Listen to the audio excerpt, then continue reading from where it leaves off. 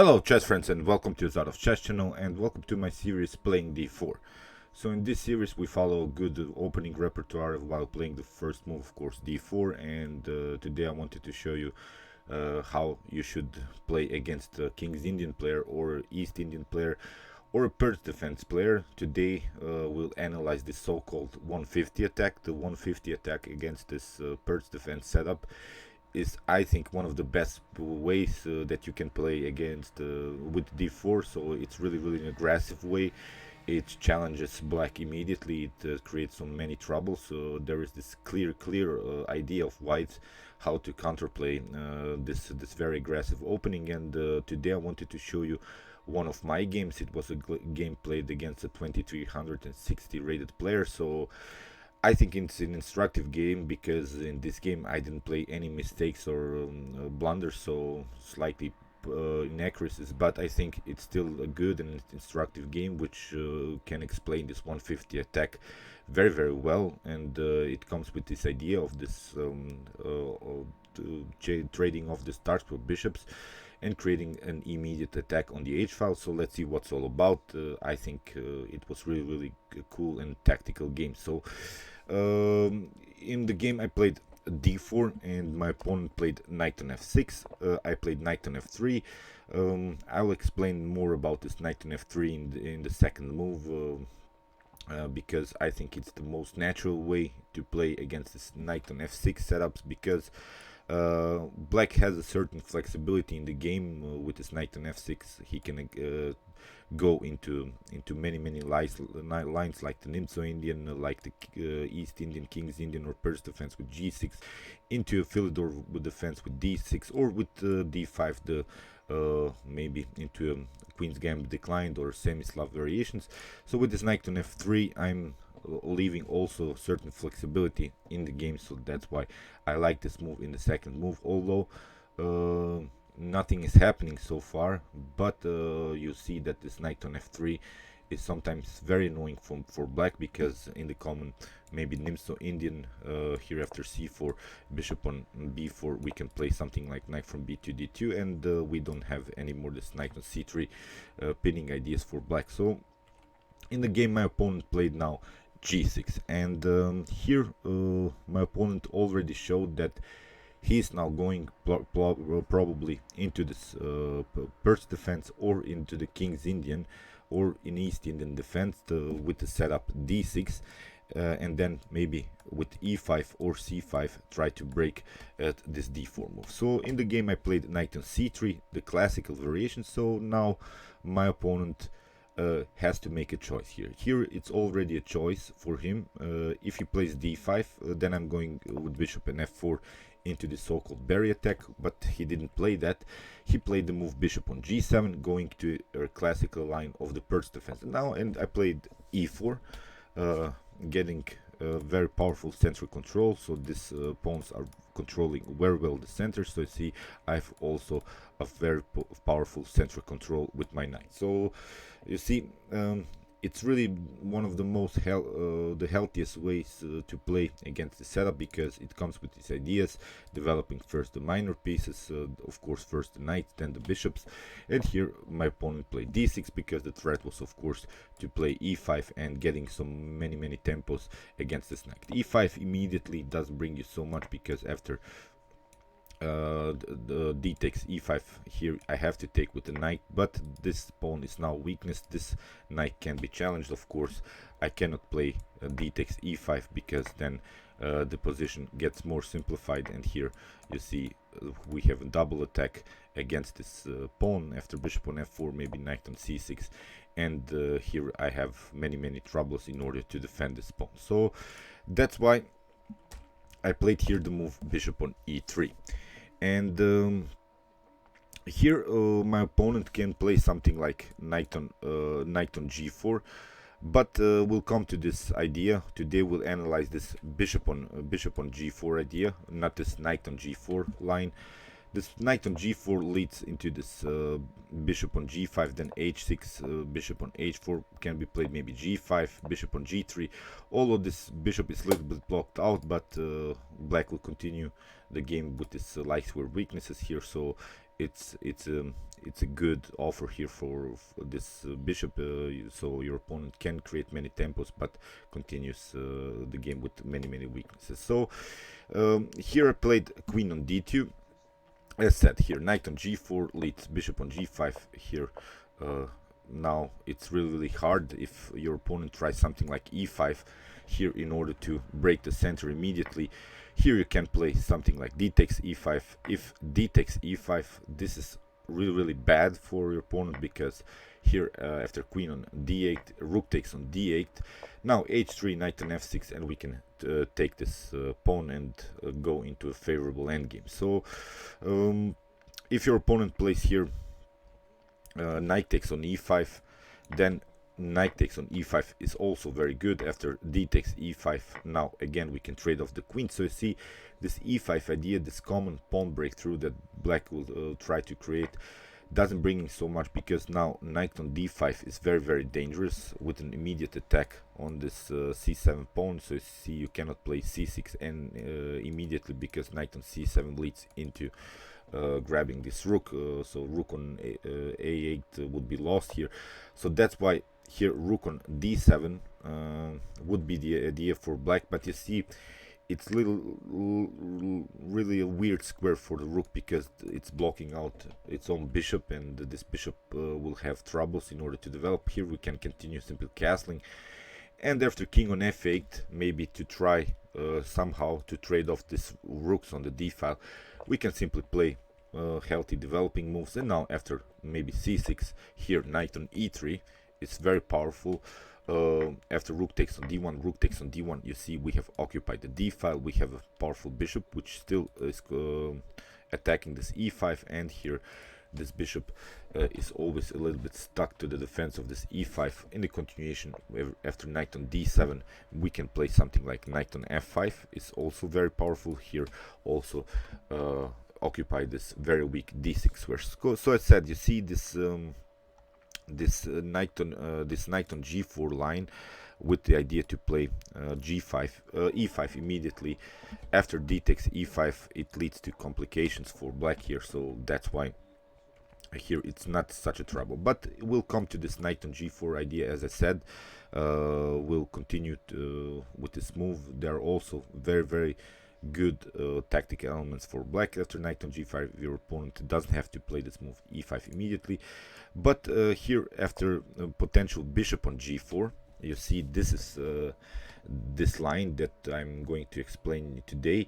We can play something like knight on g5, and after h6 we can play h3.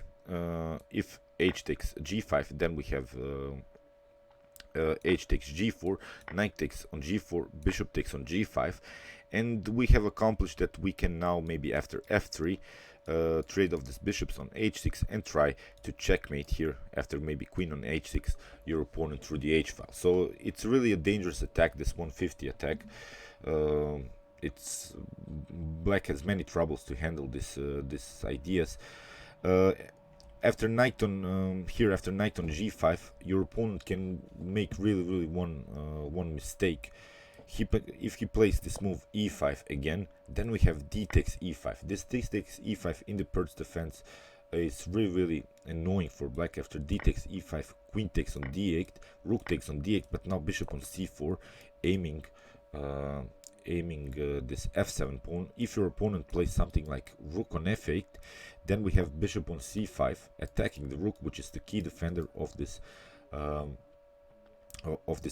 If h6, we simply grab the rook, then after that is bishops, and we go into favorable endgame with up the exchange. So here after e5 and d takes e5, queen on d8, rook takes on d8, bishop on c4. If your opponent plays rook on d7 in order to defend this f7, then we have h3, which is really annoying. You see, black doesn't have good squares for the bishop. Again, after h6, we can simply play knight takes on f7, here rook takes on f7, but now simply taking, and in the next move, because of the pin, we can always take the rook, and again it leads to a favorable endgame here for white. So You see, this idea of the e5 is not so good. It has to be more prepared for black.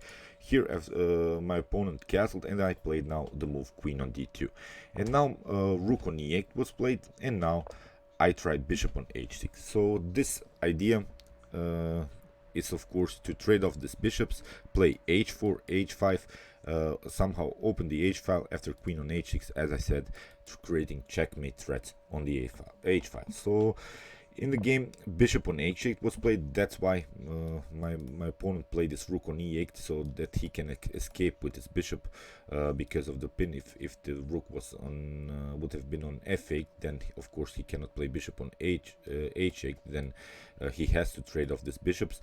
So this bishop is always a key defender and also key attacker for black in the Pirc defense. So black will try to continue with this bishop on this very active diagonal, but also in the continuation, black doesn't have to trade off this bishop. So now I tried my attack. So h4 immediately to open somehow, because the threat is if maybe something like knight on c6. You see, I can even play here a very annoying move, h5. After knight takes on h5, rook takes on h5 is very dangerous. G takes h5, but now queen on g5, and it's game over for black. So you see, h4. That's why bishop on g4.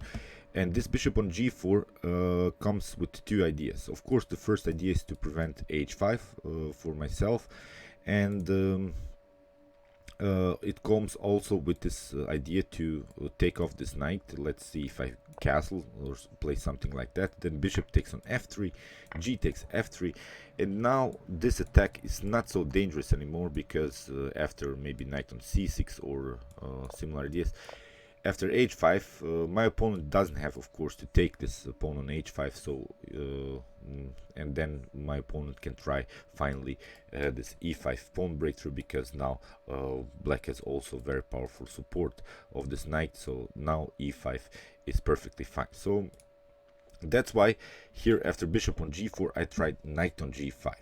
And you see, this bishop is a little bit weird here on h6, but the problem from black's perspective is that you cannot play knight on g4 anymore, because you have already your bishop there, and you cannot attack this bishop on h6.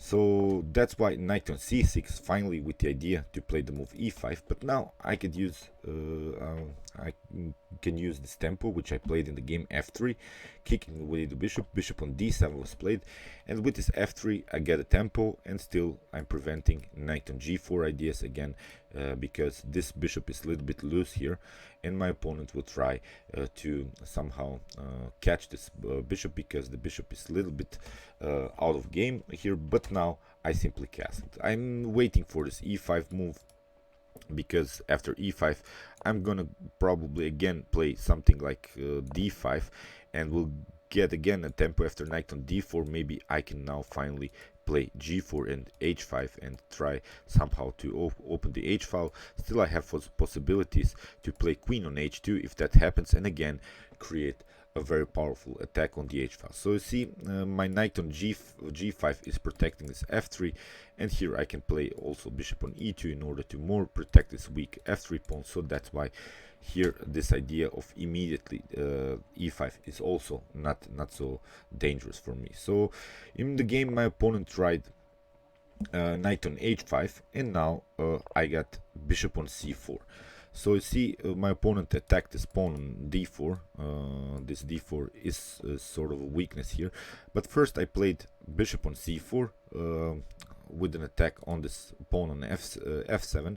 So rook on f8 is of course not possible, because the bishop is covering that square, and that's why e6 was first played, and now I got finally g4. So you see, after knight on g7, you see, I have a huge activity with my pieces. The bishop is on an active square, the knight is on an active square, the bishop on h6 is now also very powerful. The queen, we have a battery on the d file, the rook is on an h file, supporting the attack on the h file. So it's really a great activity of pieces. My opponent has the pieces are a little bit too passive here. The bishop on d7 is blocked out. So you see, after knight on g7, I simply continue to attack h5, and now with the idea is queen on h2 and open the h file. So here in the game, my opponent tried a tactical shot. Knight on d4.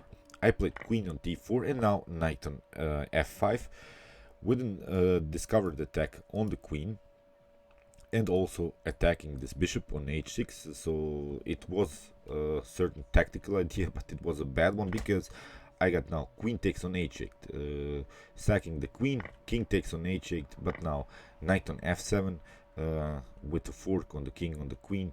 Here I got knight takes on d8, and my opponent tried knight takes on h6. So see, my opponent probably thought that now in the next move, because this knight doesn't have good squares, I cannot jump here on c6 or similar ideas, that I probably lose the knight. But I played here first h takes g6, and now discoverly attacking this h6 knight.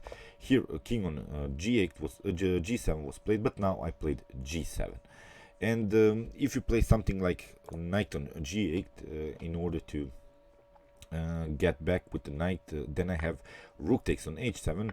After king takes on g6, now I can take this bishop on d7. So it will be, of course, a favorable game. After rook takes on d8, it doesn't matter. I simply trade off the rooks and go into an endgame with one piece up. So after g5, my opponent tried rook on d8, but now I got rook on h6, and again I'm a piece up. Here h takes g6 was played, now rook on h1. Now I traded off the rooks on the h file. After king on h8, now of course king on d2. I played simply active now with the king. a6 was played, king on e3, and maybe this inaccuracies will come now. I didn't calculate so much anymore, because with one piece up I simply played this favorable endgame. I really didn't calculate so much. It wasn't a problem for me to win this game. But let's see the continuation. King on g7, now try f4. My idea here is basically to create at least one passed pawn with the support of these two pieces.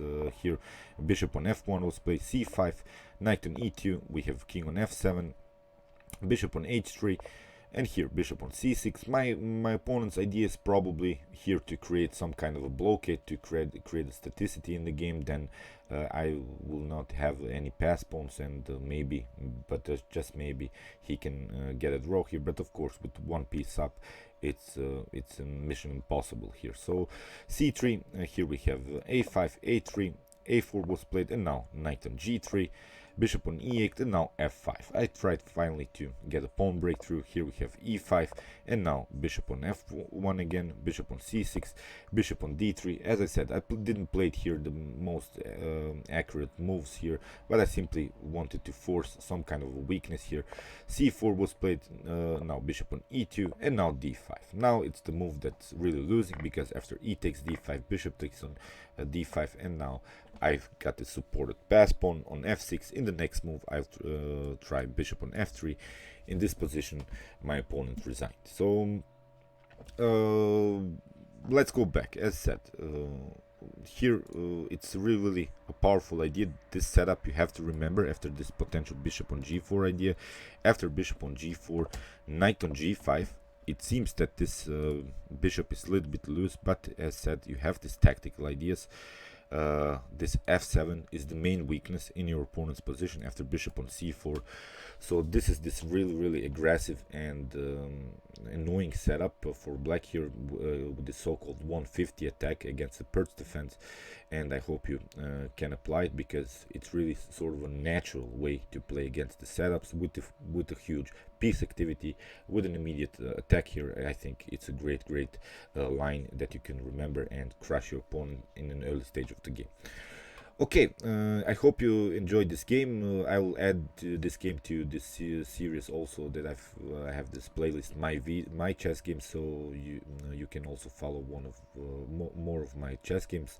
Meanwhile, you can watch my the d4 series also, with some other good lines while playing the first move d4, and you can also subscribe to my channel if you like the content.